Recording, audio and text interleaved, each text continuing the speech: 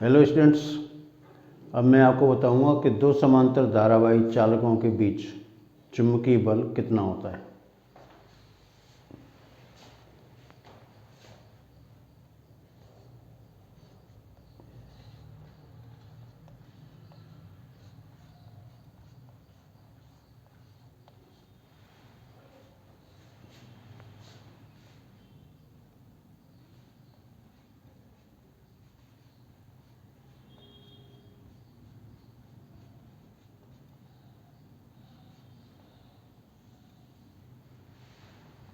Chapter 7।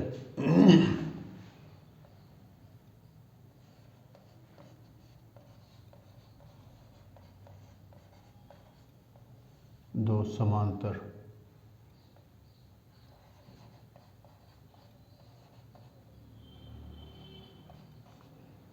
धारावाही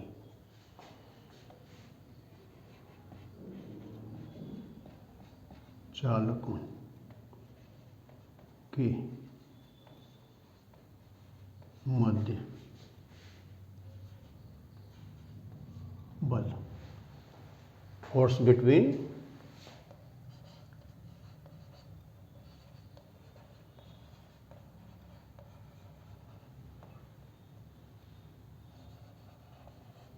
to parallel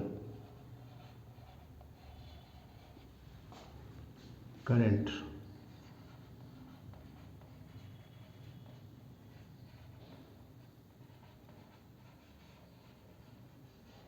carrying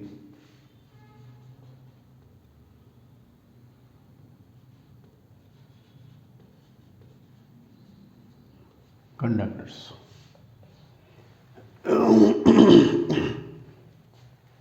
तो मान लेते हैं कि अपने पास दो चालक हैं। एक चालक है P1, दूसरा चालक है P2। एक में विद्युत धारा I1 और दूसरे में विद्युत धारा I2। इनके बीच की दूरी R। तो ये हम जानते हैं कि जब किसी चालक में विद्युत धारा प्रवाहित करते हैं तो चालक के चारों ओर चुंबकीय क्षेत्र उत्पन्न हो जाता है। दो चालक हैं, दोनों में विद्युत धारा प्रवाहित हो रही है, तो दोनों के ही कारण चुंबकीय क्षेत्र होगा।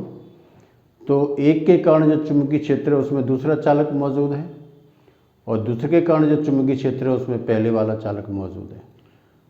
परिणाम ये होगा कि दोनों ही एक दूसरे पर बल आरोपित करेंगे। लेकिन अभी यहाँ देखना ये है कि ये बल आकर्षण बल होगा अथवा प्रतिकर्षण बल होगा। तो हमने यहाँ पर मान लिया है कि दो समांतर चालक हैं जिनमें धारा I1 और I2 एक ही दिशा में प्रवाहित हो रही है और इनके बीच की दूरी R के बराबर है। तो चालक P1 के कारण R दूरी पर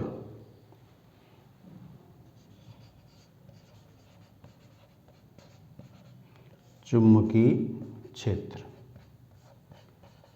B1 equal to μ0/4π into 2I1/R। ये फॉर्मूला अपन जानते हैं पहले से ही, बायो-सेवर्ट के नियम से जानते हैं। अब इसमें जो B1 की जो दिशा होगी, अगर हम इसमें राइट हैंड रूल अप्लाई कर दें या फ्लेमिंग का पाम रूल अप्लाई कर दें इस तरीके से, तो ये अंगूठा मेरा इसमें इस विद्युत धारा की दिशा में है, मेरी उंगलियां जो हैं ब्लैक बोर्ड के अंदर की तरफ जा रही है। इसका अर्थ ये है कि इसमें जो B की जो दिशा होगी वो तल के लंबवत अंदर की ओर होगी।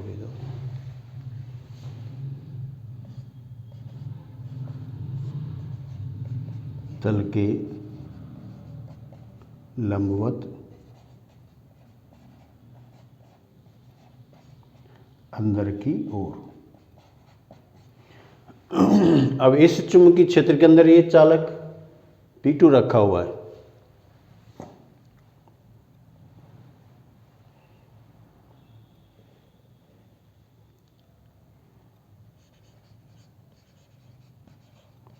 चुंबकीय क्षेत्र B1 के कारण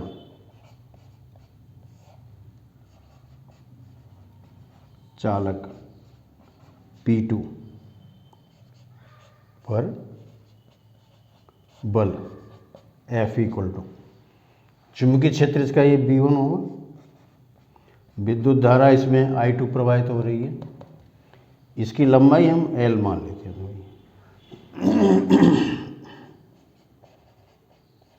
जहाँ L इक्वल टू चालक की लंबाई, तो ये मान रख दें। तो यहाँ जो B का जो मान है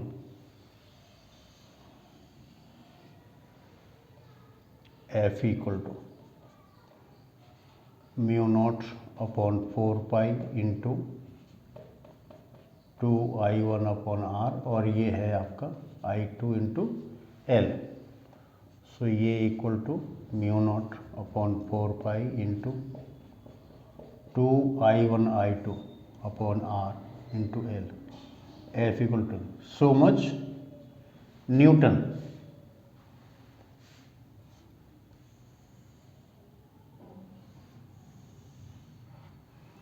अब अगर मान लो कि हम एकांक लंबाई पर बल निकालना चाहें,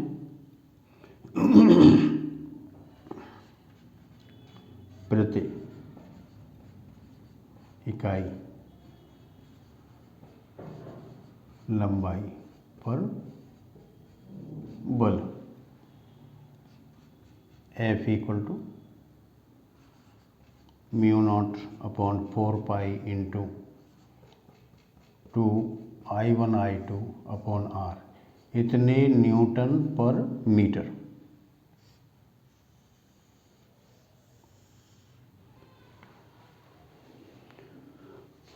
तो अब इस बल की दिशा अगर हम इसमें देखें, लेफ्ट हैंड रूल इसमें अप्लाई कर दें, चाहे इसमें राइट हैंड रूल इसमें अप्लाई कर दें फ्लेमिंग का, तो जो कोई भी आप इसमें अप्लाई करना चाहें। जैसे मैं इसी को अप्लाई कर देता हूँ, तो यहाँ पर ये चुंबकीय क्षेत्र अंदर की तरफ है और ये मेरा जो अंगूठा है वो विद्युत धारा की तरफ है, तो मेरी पाम जो है चालक P1 की तरफ जा रही है। इसका मतलब ये है कि इस पर जो बल काम करेगा वो इधर की तरफ काम करेगा, ये होगा बल F। तो ये होगा आपका चालक P1 की ओर। अब अगर मान लो इसका उल्टा कर दें कि भाई P2 के कारण हम इस पर बल ज्ञात करें, तो इस पर बल ज्ञात करेंगे, इसके कारण तो चुंबकीय क्षेत्र बाहर की तरफ होगा और इसमें विद्युत धारा इसमें ऊपर की तरफ प्रवाहित हो रही है। और अब इसमें हम फ्लेमिंग का नियम लगा दें, तो इसके अनुसार इसमें जो विद्युत धारा इसमें ऊपर की तरफ जाएगी और बल इसमें इस तरीके से यों आएगा, जो इसके अंदर ये मेरा चुंबकीय क्षेत्र है जो कि तल के लंबवत है, इस तरीके से यूँ, और ये मेरी जो उंगली है वो विद्युत धारा की दिशा में है, तो अंगूठा मेरा इधर की तरफ जा रहा है, यानी चालक P2 की ओर। तो इसके कारण जो बल काम करेगा वो इस तरीके से काम करेगा। तो इसकी दिशा होगी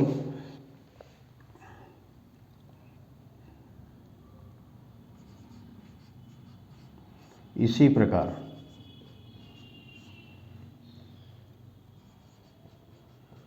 धारावाही चालक P2 के कारण चालक P1 पर बल कार्य करेगा।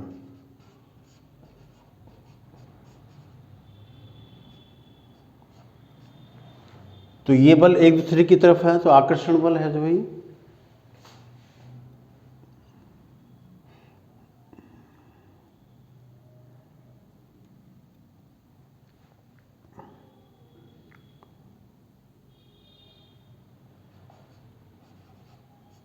यह आकर्षण बल, क्योंकि आप देख रहे हैं कि दोनों ही चालकों में जो बल की दिशा है वो एक दूसरे की तरफ है, जो ही तो दोनों ही चालक एक दूसरे को आकर्षित करेंगे। तो यानी कि जो बल की जो प्रकृति होगी वो आकर्षण प्रकृति होगी। जो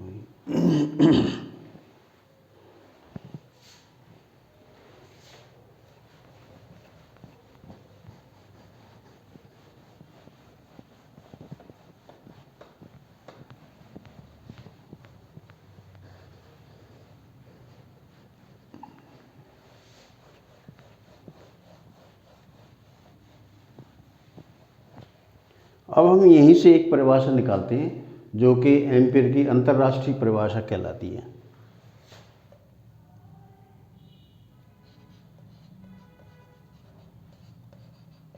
एम्पीयर की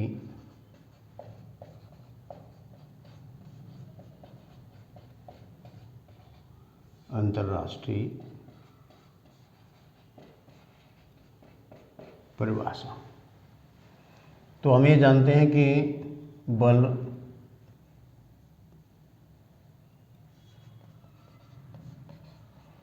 F equal to mu naught upon 4 pi into 2I1I2 upon R newton per metre. तो इसमें यदि F equal to 2 into 10⁻⁻7 newton per metre और I1 equal to I2 equal to I मान लें और R का मान 1 मीटर मान लें, तो देखो ये मान इस फॉर्मूले में रखेंगे 2 इंटू 10⁻⁻7 इक्वल टू 10⁻⁻7 इंटू 2, ये I² अपॉन 1। तो ये टर्म इससे कैंसिल हो जाएगा और ये टर्म इससे कैंसिल हो जाएगा, इसलिए I² equal to 1 means I equal to 1 ampere. तो यहाँ से 1 एम्पियर की परिभाषा निकाल सकते हैं। वो किस तरीके से? परस्पर 1 मीटर की दूरी पर रखे दो समांतर धारावाही चालकों में समान धारा प्रवाहित करने पर उनके मध्य 2 इंटू 10⁻7 न्यूटन पर मीटर का बल कार्य करे तो प्रत्येक चालक में प्रवाहित विद्युत धारा का मान 1 एम्पियर होगा।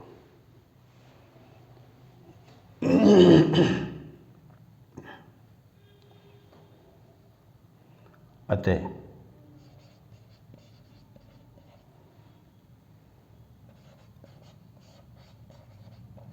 परस्पर 1 मीटर की दूरी पर स्थित दो समांतर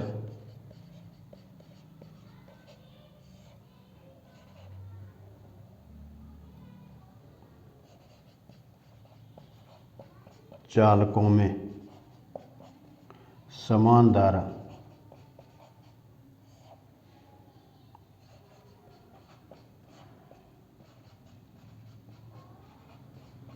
प्रवाहित करने पर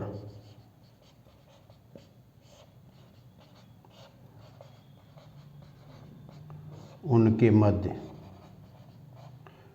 2 इंटू 10⁻⁻7 न्यूटन पर मीटर का बल कार्य करे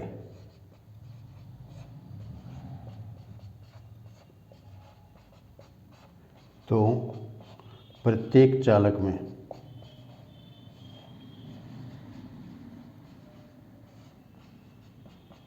प्रत्येक चालक में 1 एम्पियर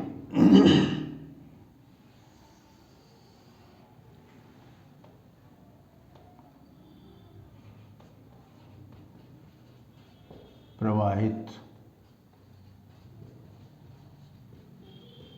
विद्युत धारा 1 एम्पियर होगी। परस्पर 1 मीटर की दूरी पर स्थित दो समांतर चालकों में समान धारा प्रवाहित करने पर उनके मध्य 2 इंटू 10⁻⁻7 न्यूटन पर मीटर का बल कार्य करे तो प्रत्येक चालक में प्रवाहित विद्युत धारा 1 एम्पियर होगी। इसे एम्पियर की अंतर्राष्ट्रीय परिभाषा कहती हैं।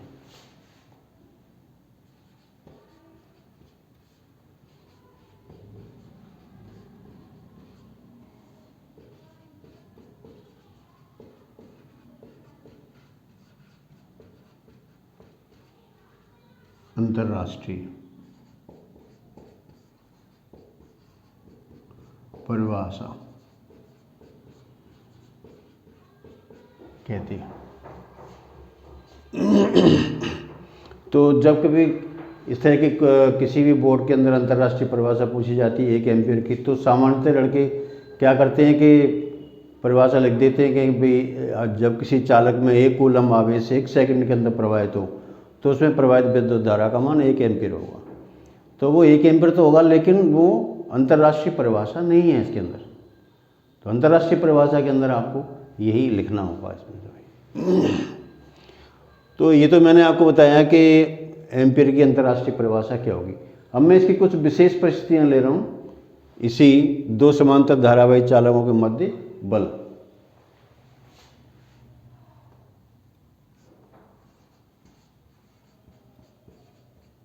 विशेष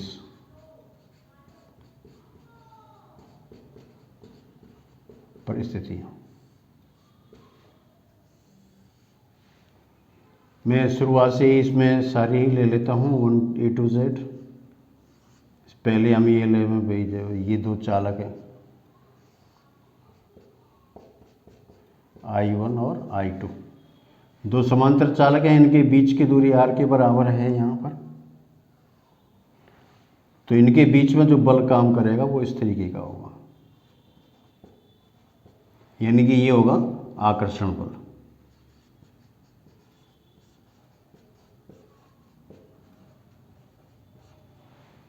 और अगर मान लिया कि यही स्थिति इस तरीके की हो,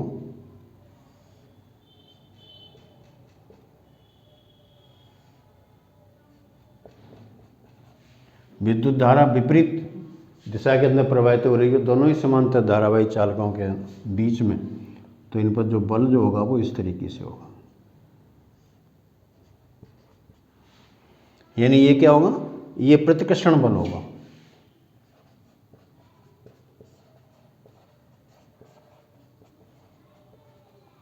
तो जब 2 समांतर धारावाही चालकों के मध्य विद्युत धाराएं एक ही दिशा में प्रवाहित होती हैं तो उनके बीच आकर्षण बल, और अगर विपरीत दिशा में प्रवाहित होती हैं तो उनके बीच प्रतिकर्षण बल होता है। अब मान लिया मैं इसकी तीसरी परिस्थिति, सपोज करो कि ये इलेक्ट्रॉन प्रवाहित हो रहे हैं इसमें ऊपर की तरफ। एक और हम यहाँ ले लेते हैं जिसमें इलेक्ट्रॉन इस तरह से प्रवाहित हो रहे हैं।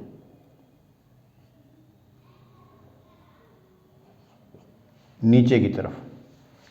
तो हम जानते हैं कि विद्युत धारा का प्रवाह इलेक्ट्रॉन की गति के विपरीत दिशा में होता है। इसका मतलब ये है कि इस चालक में जो विद्युत धारा है वो नीचे की तरफ है। यानी अगर हम यहाँ पर देखें तो हम इसको ऐसे कह सकते हैं, ये है। और अगर हम यहाँ पर देखें तो ये इस तरीके से। दोनों में विद्युत धारा एक दूसरे के विपरीत है। विपरीत होने के कारण यहाँ पर क्या होगा, ये चालक एक दूसरे को प्रतिकर्षित करेंगे दूरियाँ। इन पर जो बल होगा वो इस तरीके से होगा।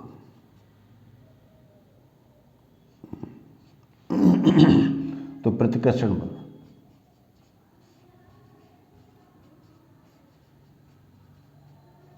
प्रतिकर्षण बल। अब मान लो कि हम इसमें एक इलेक्ट्रॉन की जगह पर जो कोई धनावेश ले लें। सपोज करो कि यहाँ पर ये मैं इसकी 4th पोजीशन, ये इलेक्ट्रॉन है जिसमें ऐसे प्रवाहित हो रहे हैं ऊपर की तरफ, और यहाँ पर मान लेते हैं कि ये प्रोटॉन है इसके अंदर। तो ये सपोज करो ऐसे है, तो ये प्रोटॉन ऊपर की तरफ प्रवाहित हो रही है। तो अब इस समय क्या होगा, इसके कारण जो विद्युत धारा होगी वो तो नीचे की तरफ होगी और इसके कारण विद्युत धारा ऊपर की तरफ होगी। तो एक दूसरे के फिर विपरीत आ जाएंगे इसमें जो ये। तो हम इसको इस तरीके से नोट कर सकते हैं।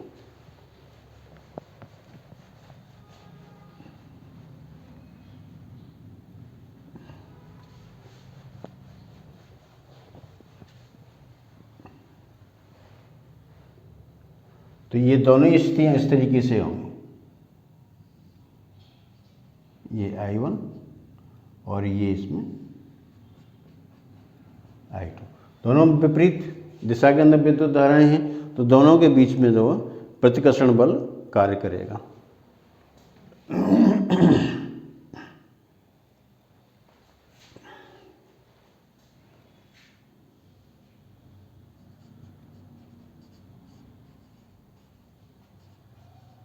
प्रतिकर्षण। अब मान लो कि सपोज करो कि आप इनके अंदर एक ही दिशा के अंदर अगर इनका प्रवाह होता है, जो विपरीत दिशा में प्रवाह होता है, जैसे मैं यहाँ पर एक कंडीशन ये मान लेता हूँ कि भाई यहाँ पर ये इस तरीके से,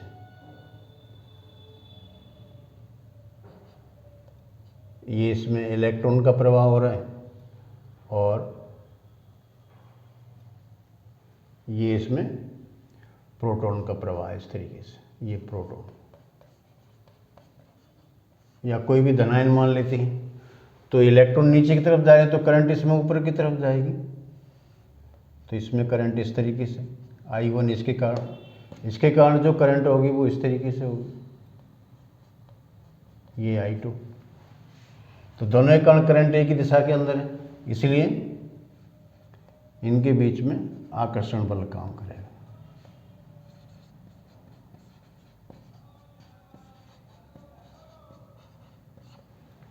तो इस तरीके से आपको कोई भी आयन का प्रवाह दे रखा है तो इस बात का ध्यान रखना है कि आयन पॉजिटिव है अथवा नेगेटिव है। अगर पॉजिटिव है तो विद्युत धारा की दिशा वही होगी जिस दिशा में आयन फ्लो हो रहा है, लेकिन अगर नेगेटिव है तो फिर विद्युत धारा की दिशा उसमें विपरीत हो जाती है और उसके अकॉर्डिंग ही इसमें आकर्षण और प्रतिकर्षण बल कार्य करते हैं।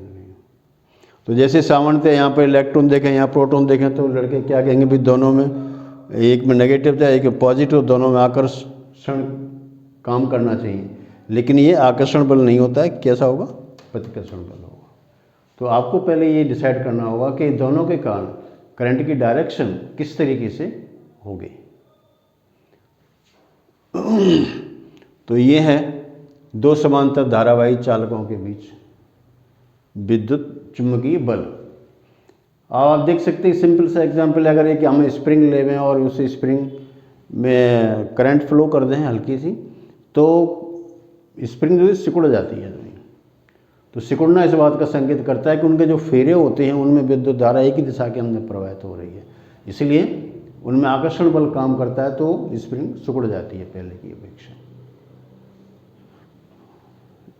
तो ये है आपका दो समांतर धारावाही चालकों के बीच चुंबकीय बल। Thank you.